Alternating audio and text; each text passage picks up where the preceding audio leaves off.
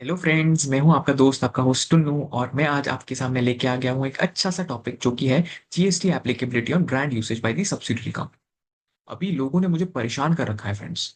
वो लोग मुझे क्वेश्चन पूछते हैं कि यार इस पे जीएसटी लगेगा कि नहीं लगेगा, अगर लगेगा तो उस पे कौन टैक्स पे करेगा, उसका वैल्यूएशन क्या होगा।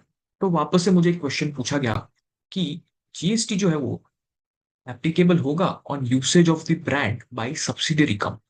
मतलब सब्सिडियरी कंपनी अगर पेरेंट कंपनी का ब्रांड यूज करती है तो क्या उसके ऊपर जीएसटी लगेगा कि नहीं लगेगा। अगर लगेगा तो क्या सब्सिडियरी कंपनी पे करेगी या पेरेंट कंपनी पे करेगी, और पे करेगी तो वैल्यूएशन क्या होगा। क्योंकि जनरली क्या होता है, पेरेंट कंपनी कोई भी अपनी सब्सिडियरी कंपनी को कुछ भी ब्रांड या फिर कोई भी ऐसी चीजें शेयर करती है तो वो विदाउट कंसिडरेशन होती है।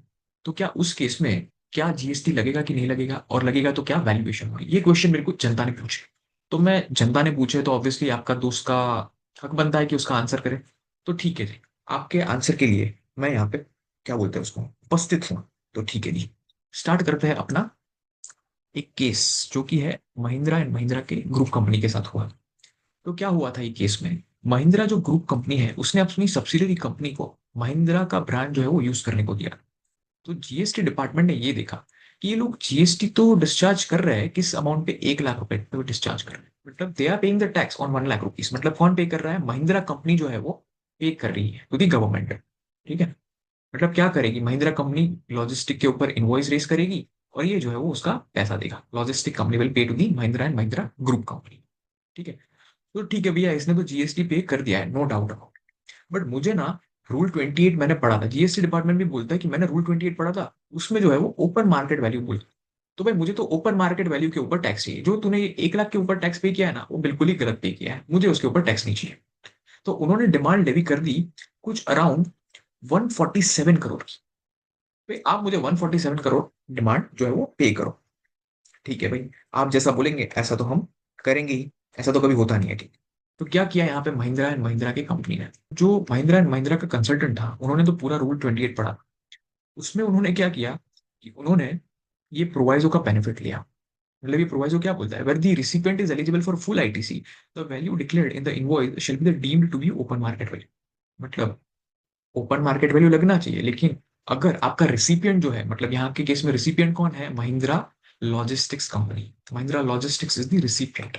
If they are eligible for the full ITC, then in that case whatever the value that is declared, that would be treated as the open market value। मतलब यहाँ पे क्या है, 1 लाख जो डिक्लेयर किया वो वैलिड माना गया। मतलब महिंद्रा एंड महिंद्रा की ये आर्ग्यूमेंट वैलिड मानी गई, और जीएसटी डिपार्टमेंट ने उनका जो नोटिस था वो डिलीट कर दिया। ठीक है, क्वॉश कर दिया। तो ये है अपना महिंद्रा एंड महिंद्रा का केस। तो यहाँ पे अपने क्वेश्चन में अगर आए कि जो मेरे को जनता ने पूछे थे उसका अभी आंसर भी दे देते हैं कि whether GST is applicable when subsidiary company uses the brand of a parent company.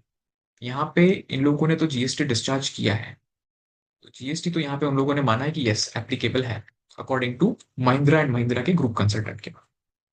और यस अगर है तो वो विल बी लायबल टू पे द टैक्स। यहाँ पे हमने देखा कि parent company that is forward charge tax लगाएगी। ठीक है, एंड वैल्यूएशन भी हमने देख लिया कि रूल 28 के हिसाब से जो है वो वैल्यूएशन माना जाएगा। ठीक है। ठीक है जी।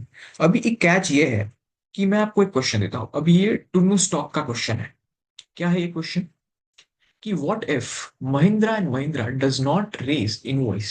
तो उस केस में क्या रेमेडी है, क्या आप टुन्नू जी को बता पाओगे? अगर बता पाओगे तो कमेंट कर दो जी। ठीक है जी।